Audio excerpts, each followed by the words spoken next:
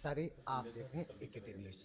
एकेटी news में आज हम आपको उस महान हस्ती के उनके नाती को हम दिखाने जा रहे हैं जो हिंदुस्तान में अपना नाम और 5 बार के सांसद रहे, 4 बार के विधायक रहे और केंद्र में केंद्रीय मंत्री रहे। शफीकुर रहमान वर्क साहब के नाती हैं। जाऊर रहमान वर्क साहब, आइए उनसे सीधी बात करते हैं। जाऊर रहमान साहब, एकेटी न्यूज में आपका स्वागत है। जी, शुक्रिया। आपके जैसे आपने इलेक्शन जीता है, तो मतलब वो मीटिंग में जो सत्ता में बीजेपी है केंद्र में, वो आपके पीछे पड़ी हुई है और आप पर इस तरीके से जैसे आजम खान पे मुकदमे लगाए थे, उसी तरीके से शुरुआत आप पे की जा रही है। बिजली का मामला अभी ताज़ा सामने आया है। देखिए, जो हालात हैं वो पूरा संभल नहीं प्रदेश और देश ने देखा है, बल्कि दुनिया में भी इसका मैसेज गया है। और हम तो ये चाहते हैं कि जो राजनीति है हमारी है, जो हमारी विरासत है, बस उसको आगे बढ़ाते हुए जिस तरह से दादा मोहतरम भगत साहब ने खिदमत की थी अपने लोकसभा क्षेत्र के साथ-साथ अपनी पूरी कौम की, उसी तरह से मैं भी इसी उनके नक्शे कदम पर चल कर के लोगों की खिदमत करने की कोशिश कर रहा हूँ। उनकी हक़ की आवाज़ नहीं दबे, उनको इंसाफ़ मिलना चाहिए, इसके लिए मैंने पूरी कोशिश भी की है और इंशाअल्लाह मैं चाहता भी हूँ कि उनको इंसाफ़ मिलना चाहिए। जहाँ पुलिस प्रशासन और सरकार से हमें इंसाफ़ नहीं मिल पाया, कुछ मामलों के अंदर हमें कोर्ट से जहाँ हमें पूरी उम्मीद थी वहाँ से इंसाफ़ मिला है। और अभी इस जंग के में जो भी जद्दोजहद चल रही है, वो सबके सामने है। बस हमारा मकसद यही है कि जो राजनीति है, वो विकास के मुद्दों पर होनी चाहिए, न कि इस तरह से कि सिर्फ़ और सिर्फ़ पक्षपात के आधार पर या सिर्फ़ सत्ता विपक्ष के आधार पर नहीं होनी चाहिए।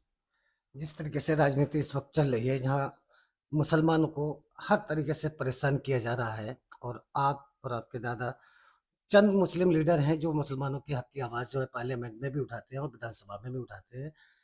मस्जिदों में तलाश किए जा रहे हैं, ऐसे मंदिर वगैरह, इस तरीके की तमाम शिकायतें पूरे प्रदेश में आई हैं और कई प्रदेशों में इस तरह की हालत पैदा हो गई है। क्या कहेंगे?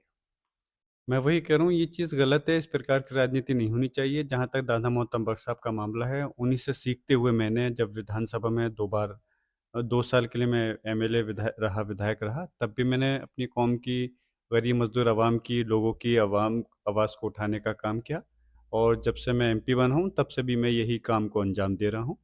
और बगैर किसी लालच के, बगैर किसी गर्ज़ के, और मैं यही चाहता हूँ कि इस प्रकार की ये छोटी और घटिया राजनीति ख़त्म होनी चाहिए, जो लोगों को परेशान करने का काम है। ख़ास तौर से इस देश के मुसलमानों को जो टारगेट किया जाता है कि मस्जिदों के नीचे जो इन्होंने कहा कि मंदिर को तलाश रहे हैं, हकीकत में ये मंदिर नहीं तलाश रहे, ये वोटों की तलाश कर रहे हैं। और जहाँ तक मसला है कि मस्जिद के नीचे मैं पहले भी इस बात को बयान कर चुका हूँ कि मुसलमान का ये हमारा मज़हबी हुक्म भी है कि हम मस्जिद मंदिर तो बहुत दूर की बात है। हम किसी दूसरे धार्मिक व्यक्ति की भी दूर की बात है, अपने धर्म के भी मज़हब का अगर कोई इंसान है, उसकी हम ज़ाती जगह पर जब तक उससे उस जगह को खरीद के या उसकी रज़ामंदी से नहीं बनाते, तब तक वो जायज़ नहीं होती।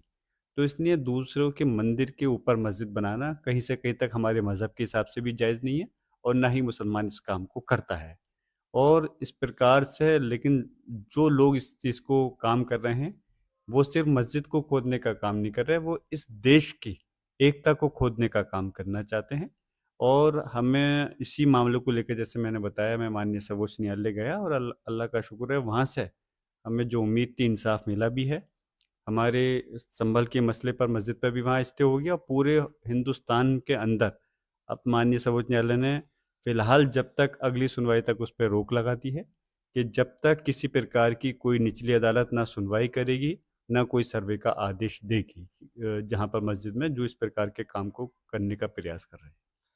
अब आने वाला 2027 का इलेक्शन आ रहा है और जिसमें अखिलेश जी जो हैं पूरे उत्तर प्रदेश में पीडीए के माध्यम से जो है पीडीए के माध्यम से पूरे उत्तर प्रदेश में गांव-गांव में, शहर-शहर में ये चर्चाएँ चल रही हैं, पीडीए चर्चा कार्यक्रम चल रहे हैं। ये पीडीए का क्या पूरी तरीके से मतलब है, 27 में क्या तैयारी होगी? कौन-कौन किस को लिया जा रहा है? देखिए, माननीय अखिलेश यादव जी का जो नारा था पीडीए जो उन्होंने 2024 के लोकसभा के इलेक्शन से पहले शुरू किया था, और उसी के तहत अभी 1 महीने के कार्यक्रम उनके दिशा निर्देश पे पूरे प्रदेश में चल रहे हैं और मकसद यही है कि उस पीढ़ी को इकट्ठा कर के सिर्फ़ उसमें पीढ़ी में भले ही से पिछड़ा, दलित, अल्पसंख्यक नहीं बल्कि हम उन लोगों को भी टारगेट करना चाहते हैं जिनके साथ में ज़ुल्म ज़्यादती होती है। उनको हम एक कर के और उस चीज़ के खिलाफ आवाज़ उठा रहे हैं कि जो आज इस देश के विकास में बाधा उत्पन्न हुए हैं। फ़िलहाल ये सिर्फ़ प्रदेश का चुनाव है लेकिन यूपी देश का एक अहम हिस्सा है और इस वक़्त लोग समझ भी रहे हैं, उसी के तहत लोकसभा में समाजवादी पार्टी की 37 सीटें और पूरे गठबंधन की 43 सीटें जीती भी। अब आने वाले समय के अंदर हमें उम्मीद है, जिस प्रकार का ये गठजोड़ बनता चला जा रहा है, 2027 के चुनाव के अंदर एक मजबूती के साथ में लोगों के वोट मिलेंगे और समाजवादी पार्टी की सरकार पूर्ण बहुमत के साथ बनेगी। तो ये थे हमारे साथ में समाजवादी पार्टी के संभल से सांसद जावेद रहमान साहब, वर्क साहब, और जिनको जिस तरीके से जो यूपी सरकार है परेशान कर रही थी, घरों पर जिस तरीके से छापेमारी, बिजली की चोरी का इल्ज़ाम लगाया गया था, वो मामला तो कोर्ट में है।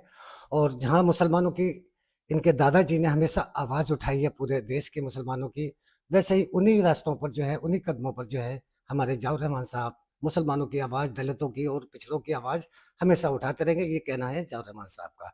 तो इसी तरह की खबरों के लिए देखते रहिएगा एकेटी न्यूज़।